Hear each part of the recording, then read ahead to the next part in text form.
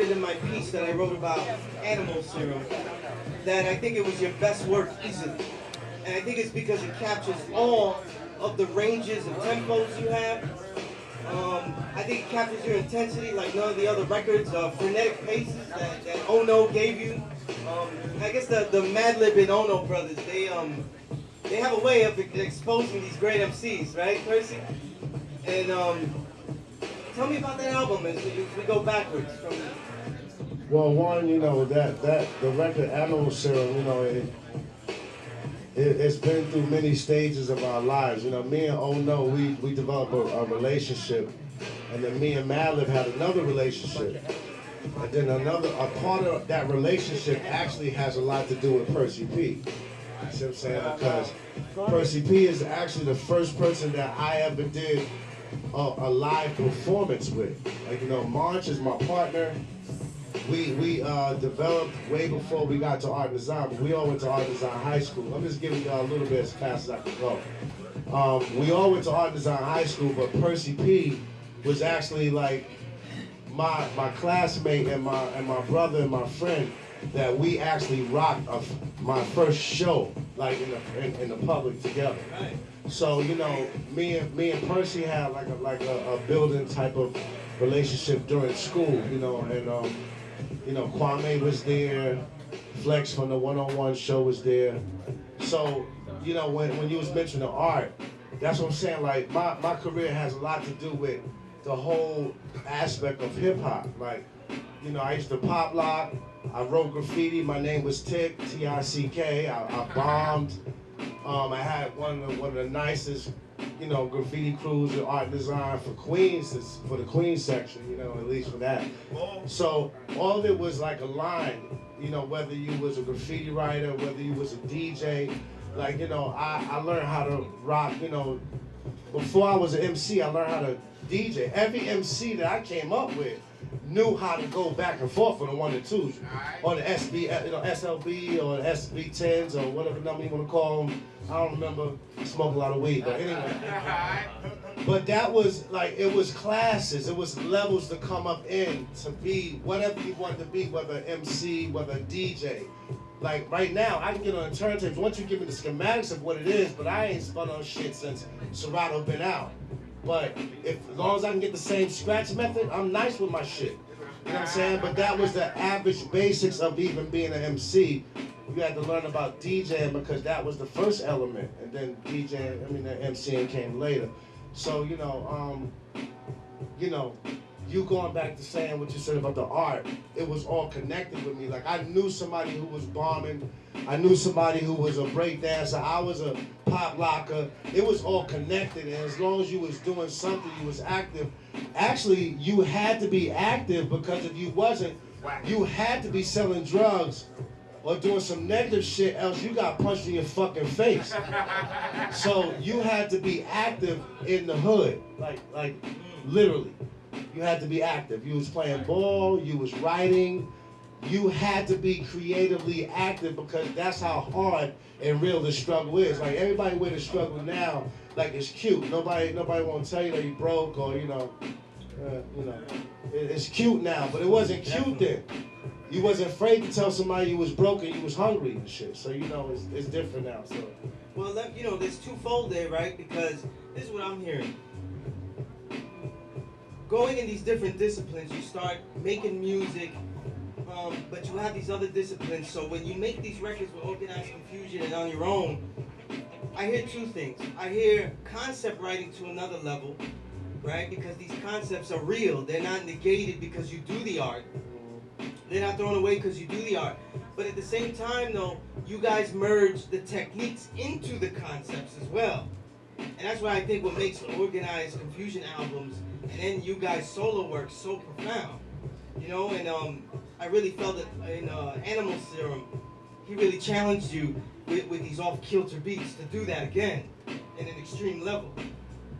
Yeah, me and Oh No, we have a real tight relationship because, I don't know if y'all know about being like bipolar, but like there's another side to being bipolar. Like certain people who's bipolar are very, very extremely intelligent people.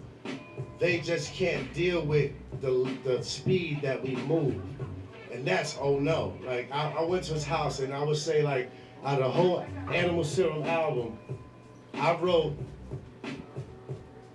10 bars of that whole album in his house. I can't move as fast as him. He was like, yo, you finished with the verse? I said, dog, we just smoked 2 blunts. Like, I got 4 bars. Like, and I thought that was dope for like 10 minutes. He's like, nah, nigga, the whole verse supposed to be finished. And he's lighting the 3rd blunt. I'm like, first of all, I can't smoke the 3rd blunt. I'm finished. I'm too high right now. But on top of that, just the amount he was moving, he almost like screamed at me like, yo, we might not be able to use this beat no more because it's old to me now. It's old to you? You just started, you just made the beat. So he's moving at a higher velocity. You see what I'm saying? And I can recognize it. So now when I take the beat home, like I'm not writing it. I take it home and send it back. The process is just different. And he's like, yo, I like that beat, but it's old. I'm gonna sing you another beat. He's probably one of the best remixes I've ever met in my life. You know, oh no. And then Madlib's, processes are all different too. So it's like they have their own. We have geniuses amongst us, y'all. Like it might be 3 or 4 y'all in here tonight. Absolutely. Y'all tap into more y'all brain than more, than others. I can say like, yo, look, I can't write with you. I'm not writing my shit that fast. Fuck that. I need to have a piece of chicken. I need to hear the lady scream out the window about, fuck that, where's my money for the bill? Like, I need life stuff. You can't put me in the mountains, around the bears and stuff. When I'm around that, I wanna be my ninja. I want my ninja shit. I wanna write. But when I write, I want to be around real life stuff. I want to hear what's going on in the street. Like I parked my car in LA and literally took the bus around LA just to write lyrics. You know what I'm saying? So with Ono and Madlib, they're like 2 separate type of geniuses. They have their own 2 different. And Percy P is my witness to this because he's worked with them, and he was my initial connection to them because, that was the time I was like, maybe I should go out to LA. We've always been signed to LA labels.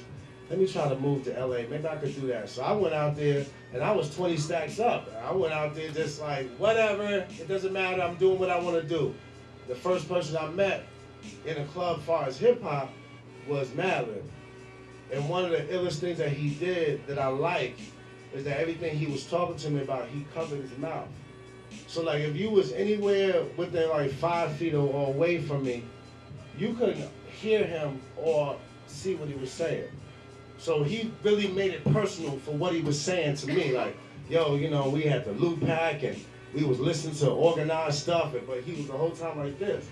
So I felt like a don, like I felt like a made man. Like I felt like, we was like the Black Mafia, because he was like, look, I'm talking to you, And my experience with both of them was so phenomenal that I would say that I really never spent no time in the studio with either one of them.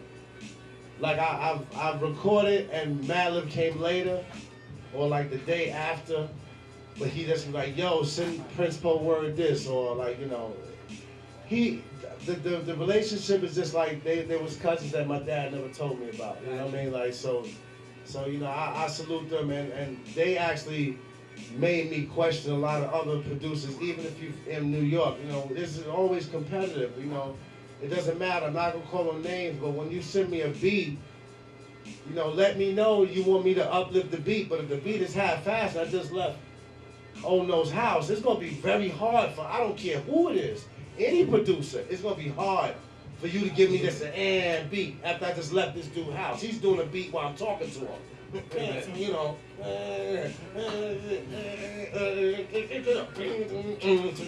I'm like, oh my God. He's just a dude that uses more of his mind. He's just a very intelligent dude. I salute. As we wrap it up, there's a very important question. I've been talking about the dark ages. I consider the 2000s. I wrote about it as the dark ages.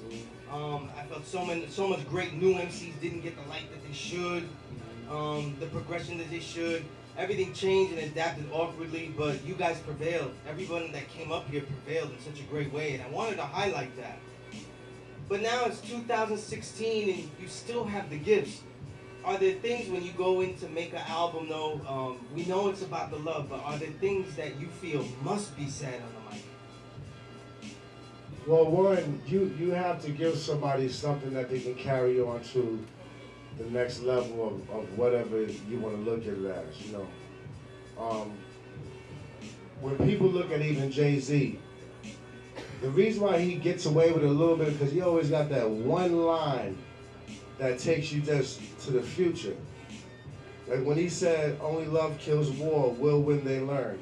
You know, he always has a way of slipping in. So with us, the one thing that me and March always said was like now how the game is always evolving. You know, it hurts that we can't put out an album every year. But it's not the fact that Organized can't put out an album every year. It's just the fact that we have to preserve what we started. We have to preserve that same thing that when we only had $10 and we had to buy, you know, a turkey and cheese and save that and then have the little chips on the side. Like the whole struggle. You know, the thing is that we don't make music to like that's for the fame or necessarily the fortune, but like, you know, we make music that you can find the better in yourself. You know, that, you know, Russell Simmons is one of the main people that made us find that name, Organized Konfusion. It was the quickest meeting that we ever had. It was going to be either between Def Jams or Hollywood Basic. Not even to reach out to big labels. It was just the fact that we was being weird on purpose. I'm from the projects, you know. But in the artists say, yo, you know, I want to put out a solo album. You know, priority fucked up. I was like, priority fucked up because there's still politics within the politics. We got some money. I'm tired. I do the business and the rhyming, and there's a lot. You know, you just get to spit your rhyme at, you know, 8 o'clock in the morning. I'm tired. I'm worn out from just, we sleeping in parking lots to make sure we got to the BET show because we wanted to make sure that people understood that intelligence and struggle is hip-hop. This is our struggle. This shit came from nothing. This came from us not wanting to sell heroin. So now everybody got to be turned up and mollied out to rap. That's not where it came from. It came from the person who was trying to do better. So now every time now I see now, you know, especially with hip-hop selling more than rock music in the last 20 years, now every time something comes about, it's hip-hop's responsibility. Oh, y'all exploiting women. Man, Foxy Brown is showing titties, y'all pay them more money to show titties. You know what I'm saying? So it's just, I know that the hip-hop is serious now because of how they try to point stuff to us and make it our responsibility. So with Organized, we always made a pact. Me and March always said, look, we can't move because they or it. Or, you know, it's just like keeping with the Joneses and nobody knows where they live at. You know what I mean? Like, we never try to give into that, but I bet you if we need an Organized Konfusion album for 2018, it'll be fresh and new. Y'all ain't gotta worry about, we tried to do this, but it seemed like we failed to do that, and we don't have to worry about none of that. We don't move at that. As much as we wanna give the people the music, we wanna keep it nurtured, fresh. So it's always gonna be something new. Me and Monch always jump and do new songs. That's how we got the 3 o'clock thing. They hit me like, yo, Monch got the, you know, the phonetic rhyme of the year for this, but we need something more rough and more visual, and that's why I came in there. I didn't come in the song to out lyrical. A lot of times with me and Monch, I write specifically to fit what he tried to do. You see what I'm saying? If he's, you know, he's going rapid fire, I'm like, A, D. We're making a song because it's about the message. So I don't even care if people say your rhyme was kind of whack. I didn't write the rhyme to be the most ill lyrical dude on that song. I wrote that song so you get the point of what we're trying to say so that it can have an effect on your life. The hell with me getting credit. I want credit to your life to make it better for you. Phonetically, the whole song will affect you. Like the song Hate, like Straight Bullet. You know what I mean? We want that song to take y'all to the next level. I appreciate that. And On that note, man, I gotta say, Prince Poe, thank you. Thank you for the legacy of music. On this show with the brothers that we just spoke to, the Artifacts, Prince Poe, Percy P. These are brothers I hope that I get to speak to and continue to speak to. And on that note, we have a forum for this. We have a forum for great. Real quick, I want to say shout out to Artifacts, man. We got a lot of history together. And shout out to Percy P, man. It's like us all family here tonight. Definitely. Artifacts, I'm gonna tell you, man, Jersey, y'all always been on the map with us as far as hip hop, cause y'all made it real hard. Y'all made us pay some dues, man. I've been in a couple of shows out there. Y'all make sure that cats come through with real hip hop. So salute to the Artifacts. They used to have their own show and their own everything going on out there. So salute to the Artifacts, man. I love y'all brothers, man. And again, Percy P. Thank you to DJ Toshi. We got another freestyle session coming, so if I see any MCs, come on, take this mic. Alright? Thank you again to all the legends that came out to build. It's an honor to build with y'all. All the MCs up, go up there and grab the mic and do your thing.